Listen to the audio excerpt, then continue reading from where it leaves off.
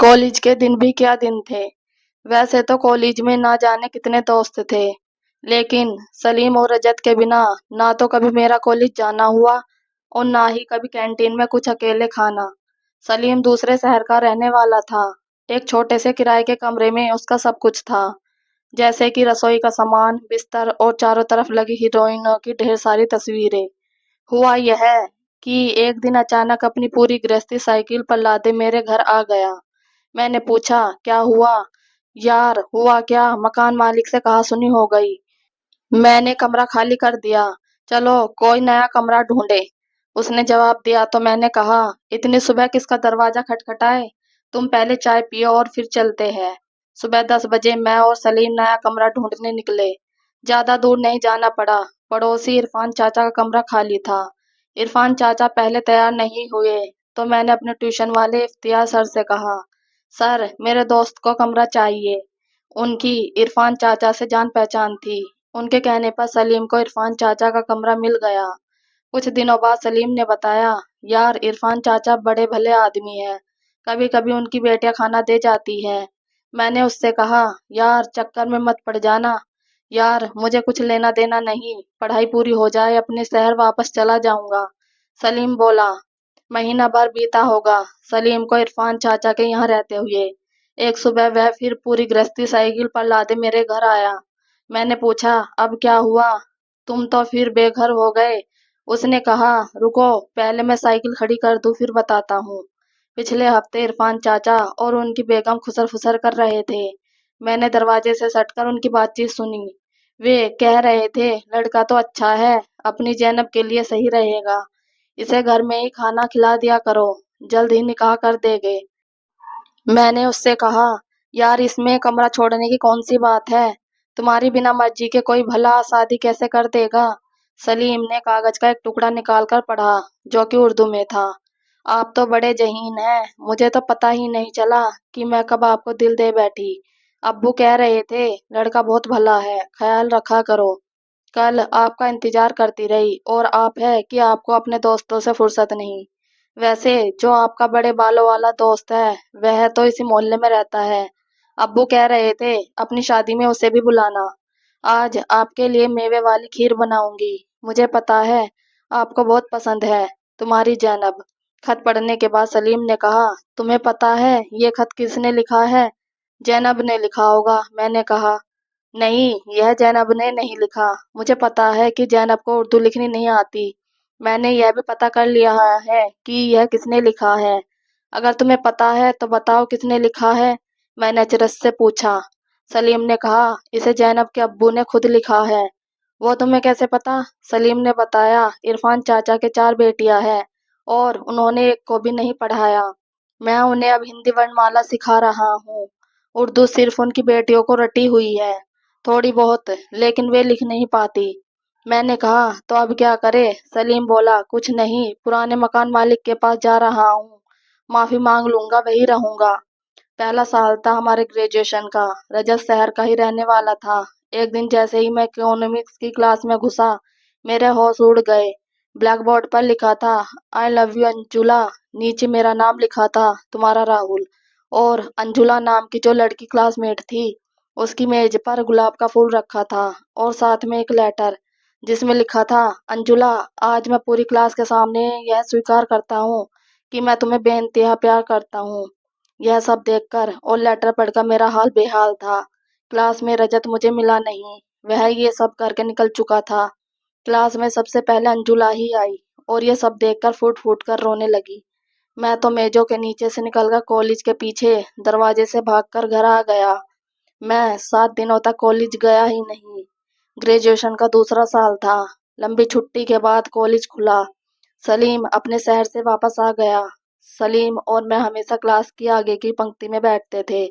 Admission चल रहे थे।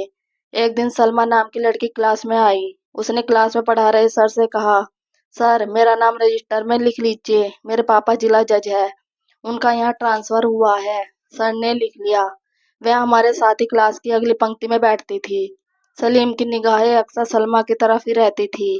एक दिन सलीम ने मुझसे कहा, तुमने देखा सलमा मेरी तरफ देखती रहती है। मैंने कहा, अबे ओए, तेरी अकल घास चढ़ने गई है। कहाँ राजा भोज, कहाँ गंगू तेली, वह तेरी तरफ नहीं मुझे देखती है।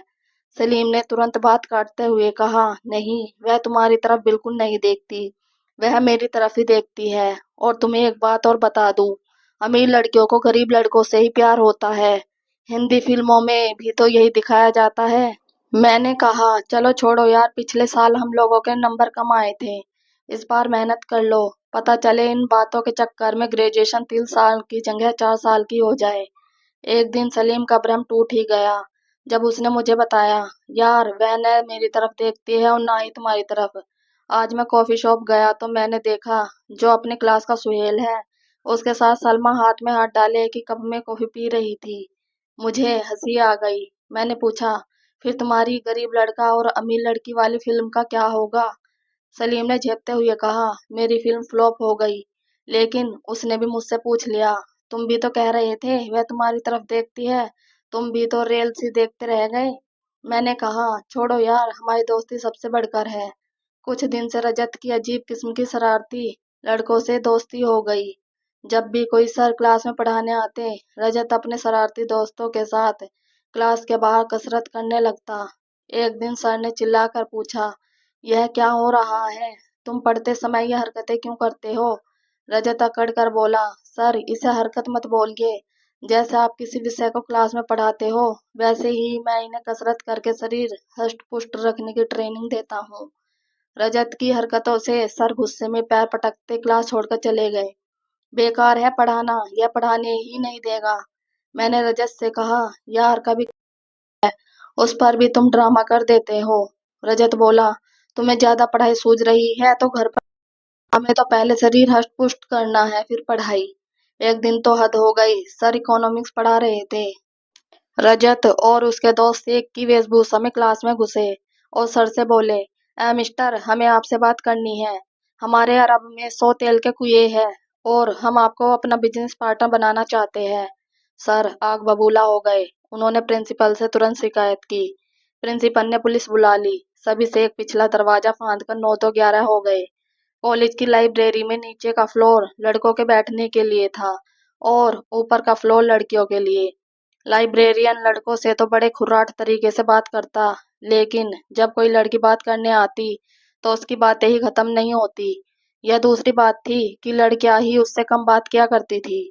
एक दिन जब मैं, रजत और सलीम साथ में लाइब्रेरी में घुसे, सलीम ने लाइब्रेरियन से कोई मैगजीन मांगी।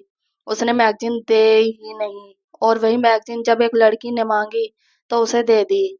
सलीम को बड़ा गुस्सा आया। उसने लाइब्रेरियन से गुस्से में कहा, यह बताओ, हमारे में क्या कांटे लगे हैं?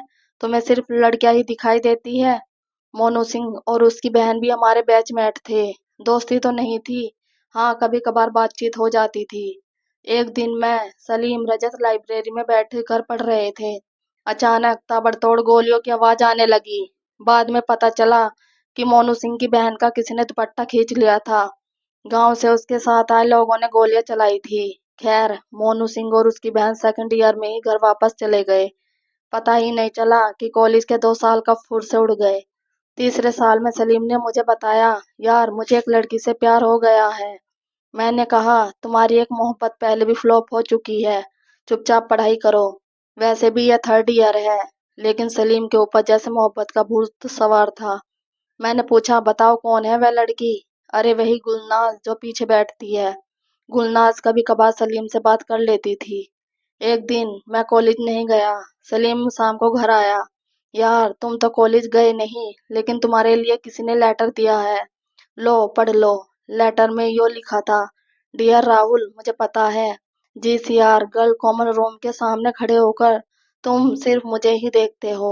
बड़ी अच्छी बात है, तुम मुझे बहुत अच्छे लगते हो, लेकिन क्या करूं, मुझे शर्म लगती है तुमसे बात करने में, इसलिए आज तक हम कोई बात नहीं कर पाए। वैसे मिलना या बातें करने से भी ऊंचा है हमारा प्यार। कल तुम गांधी जी की मूर्ति के पास जो बेंच है, उसके पास अपनी हिस्ट्री के नोट्स रख देना, मैं उन्हें उठा लूंगी। ढेर सारा प्यार, तुम्हारी ममता। लेटर में ढेर सारी गुलाब की पंखुड़ियां रखी थी। लेटर पढ़ने के बाद सलीम बोला, बधाई हो, कॉलेज जाते समय कई दिन हो गए। ममता ने कभी उड़ती नजर से भी मेरी तरफ नहीं देखा। मैंने सलीम से पूछा, यार लेटर लिखने के बाद उसने एक बार भी मेरी तरफ नहीं देखा। सलीम ने बड़ी गंभीरता से कहा, तुमने पढ़ा नहीं? लेटर में उसने खुद लिखा है, उसे शर्म लगती है। कॉलेज के दिन पता ही नहीं चले कब वसंत के दिनों में पेड़ों पर आए बोर की तरह चले भी गए। आखिर ग्रेजुएशन के थर्ड ईयर की एग्जाम डेट्स आ गई। जब सभी पेपर हो गए, एक दिन शाम को सलीम घर पर मिलने आया। उसने कहा, आज तुम्हें एक राज वाली बात बतानी है। बताओ, सलीम ने लंबी सांस भरते हुए कहा। ममता वाला लेटर मैंने खुद लिखा था। मैंने अचरज से पूछा, क्यों? तो उसने कहा, मुझे डर था कि कहीं सलमा की तरह हमारी तुम्हारी एक तरफा मोहब्बत की तरह गुलनाज भी कॉमन मोहब्बत न बन जाए। मैंने कहा, ओह, तो क्या गुलनाज तुमसे प्यार करती है? वह बोला, नहीं, गुलनाज की सगाई लतीफ से हो गई है। और हमेशा की तरह गृहस्थी साइकिल पर लादे सलीम ने उसी रात मोहल्ला नहीं बल्कि शहर ही छोड़ दिया। अगर आपको हमारी ये स्टोरी अच्छी लगी हो तो प्लीज़ लाइक, कमेंट और सब्सक्राइब जरूर करना। Thank you.